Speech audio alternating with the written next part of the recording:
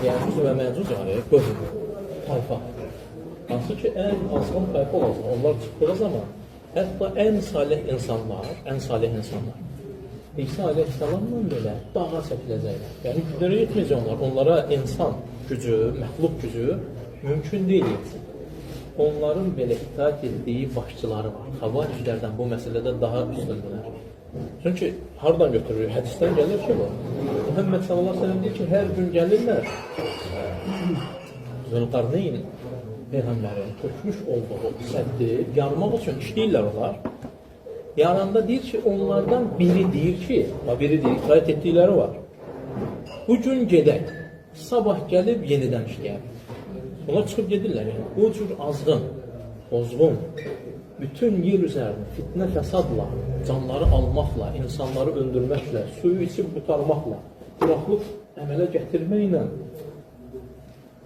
yaradılmış bir məxluqlar itaat etdiyi sözünə qulaq asdıqlar var. Bugün bunlar məsələn qulaq asmaq istəmir, bir başlı istəmir. Bu da həzməzlikdir. Onun üçün, əlhamdülillah, əsərlərdə də gələn, hədislərdə də gələn bizə əmr olmaq, üzərində olana itaat eləmək, bir gün başsızsız yaşamaqdansa 60 il zalim hakimin əlinin altında yaşamaq daha yaxşıdır. Və biz bunları oxuyanda, qardaşlar, əsər kimi keçirdik. Sonra ətrafımızdakı dövlətlərdən, millətlərdən, ölkələrdən bizə həm də şahid kimi bu şeylərin yaşamağı, dərk eləməyi, bu hədis və ayələri, əhkamları və əsərləri başa düşməyi Allah Azə və Cəllə bizə ətrafımızı göstərməklə göstərdi.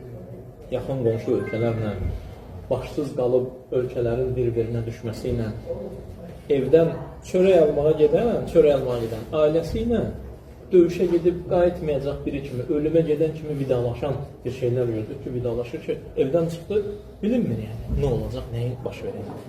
Onun üçün Allahi olduğumuz yerdə, yaşadığımız əmnamanlığa görə Allaha, alimlərin Rəbbi olan Allaha həmd eləmək lazım. İbrahim əleyhissalam Məkkə üçün birinci əmnamanlıq istəyir. Çünki əmnamanlıq olmayandan sonra dünya nemətlərinin dadı, qiyməti qalmır. Yəni, sənin evdə ən gözəl yeməklərin olsun, başqa bomba yağa-yağa, əmnamanlıq olmadan, bu, əlhamdülillah, o nemətin sən dadını dada bilmirsən.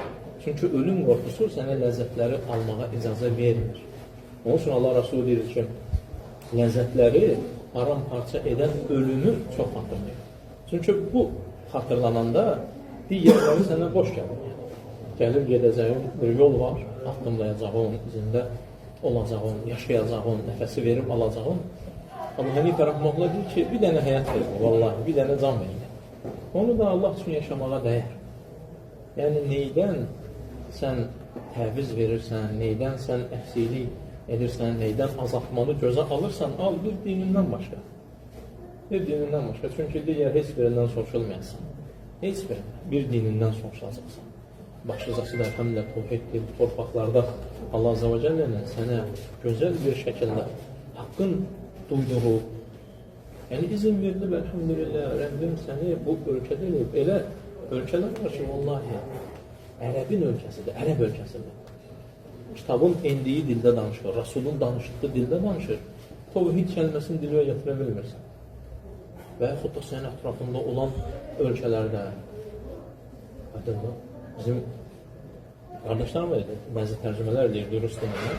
Orada bilirsiniz, bizim ölkədə Osman Sələfi kimi tanınmışım. Tərcümələrin altında da adımızı elə yazır. Sonradan bəlkə baxmışsınız, Osman Abu Harun olaraq dəyişdirmişik. O Sələfi adından qaçmaq üçün deyildi. Sadəcə başqa bir ölkələrə eyni tərcümələr çıxırdı. Qardaşlar orada mənə minlərlə qardaşlar yazırdılar ki, bu Sələfi adı ilə biz paylaşım eləyə bilmirik. Mümkün deyil. Mümkün deyil ki, mən bir dənə yazıda özünün də tərcüməsində mən paylaşırım ki, sabah mən evimdən çölə çıxa bilim, bu mümkün deyil. Aydındır. Onlar dedi, başqa bir adı, yaxud da Sələfini silək, yaxud da şeyləyə düzü, başda adama ağır gəlir ki, yəni Sələfini silək nədir?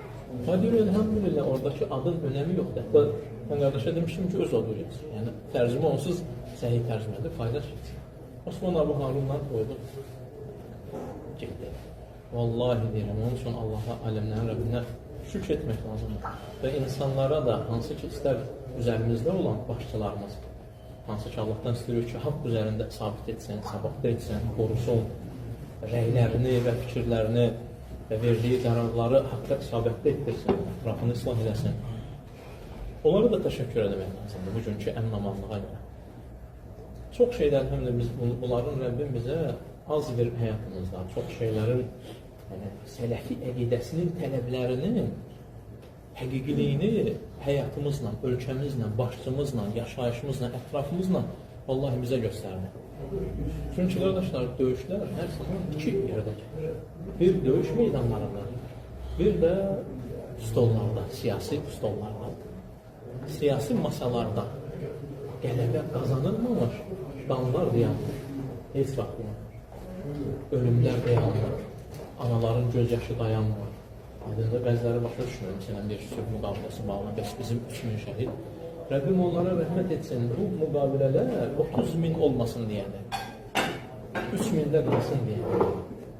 30.000 ananın göz yaşı olmasın deyədir. 30.000 olmasın, 300.000 olmasın deyədir. Çünki biz deyərlərdə görürük, yəni 5 aya, 6 aya, istər Qazlada, istər digər yerlərdə, necə bizim qardaş və bazılarımız 500.000 müsəlman qanı su axıdlar axırıldı və kimsənin də hissiyatlı olmadı. Kim etdi bunu subhanallah? Hansısa bir ağılsız, üzərində qurulan partiya mı deyim, birlik mi deyim, hansısa şeytani bir hərəklərdən idarə olunan şeylər mi deyim, öz siyasi şeylərinə görə, fikirlərinə, düşüncələrinə, batil ideologiyalarına görə 500.000 körpənin qanı axıdır. Analı, uşaqlı, qocalı, zavallı, canları canımızdandır vallahi. Qanları qanımızdan, dini dinimizdən. Onlara atılan sənin qəlbinə də atılmalı. Amma biz nə deyirik bunları insan çəkəndə çox şeylər bir sən deyirsən ki, ələm mən deyib anlasındır. Bizim müsəlmanın dərdi ilə dərdlənməyən müsəlman ola bilməcək qardaş. Allah Resulü bizə barmağa batan şandan danışır. Müminin cəsədi və bədəni bir bina kimidir. Barmaq sağlayırsa, sənə qızdırma verməlidir. Sən ağırmalısan. Fərqlənməz dünyanın hansı yerində bir müsəlman barmağına dikən baxsın, o sənin qəlbə xəncər kimi baxmalıdır. Sən iman sahibisən. Amma biz deyirik ki, səhih əqidə olmadan, düzgün etiqad olmadan qələbə qazanılmaz. Allah Resulü nə ilə gəlmişdirsə, onunla gedilməlidir. Əlində, tevhidlə gəlmişdir. Allah Resulü sünnə ilə gəlmişdir. Sələfin əqidə, mənhəz, fəhmi ilə gəlmişdir. Bunun üzərində elhamdülillah biz haqları qoruq. İnsanlar görürsünüz, ayırırsınız, parçalıyorsunuz, dağılırsınız, olmaz elə şey yoxdur. Biz olduğumuz yerdə dayanmışıq. Səni görürəm bu tərəfə gedirsən, sən bu tərəfə gedirsən, sən üstündən atlanırsan, ya tapdıyırsan. Biz deyirik ki, dayan be qardaş, dayan. Düz görün, yeni bir şey gətirmə. Əlində çox şeylərdə bunu görürük, istər Ramazanlarda görürük. Dəhşilən sözlər, edilən, məsələn, bir gün adam eyni fətdə nə deyir?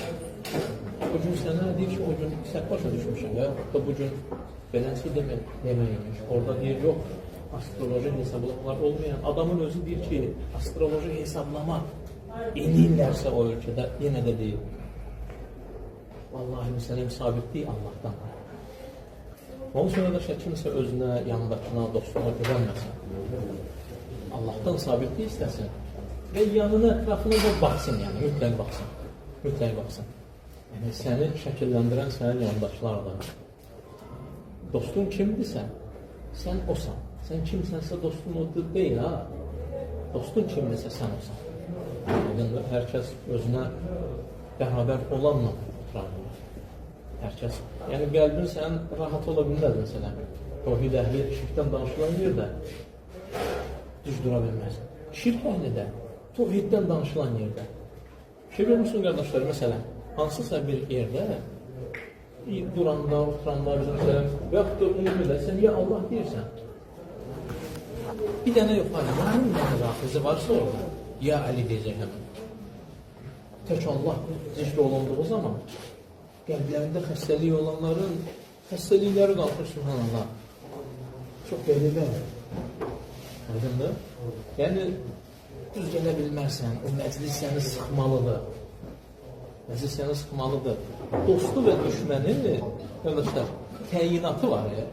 adamlar düzgün eləmirlər. Dost və düşmənin təyinatını özlərinə buraxır, yəni öz nəfsinə buraxır. Bizim üçün dostu da, düşməni də Allah və onun Rasulü təyin edir. Çünki məndən daha bir söz də yox, məsələn, ki, mən deyim ki, Allah daha yaxşıdır. Allah bilir və salamdır. Və Rasulü şəriyyətin qədərində Allah Azə və Cəllə ona bildirdiyi bilir. Onlar bizə xəbər verirlər. Şeytanı dost tutun deyirlər. Bu cür şeytanla dostluq edirlər. Onun üçün Allah bizi dinimizdə də, dəvətimizdə də sadiq edən Allaha həmd olsun. Və bu sadiqliyi bizə verən və bizdə davam etdirən, davam etməsini bizə nəsib edən, aləmlərin Rəbbi olan Allaha həmd olsun. Allah'a. Əgər onun neymətləri olmasaydı, yəni biz bugün hərəmiz bir tərəfdə küləyin soğurduğu yağ batar kimi. Yəni düşmüşdür, əsirdir. Şeytanın əsri, nəfsimizin əsriydi. Rəbbim bizə öz qulu edeyim. Və bu qulluq şərəfdir, bu qulluq izzətdir.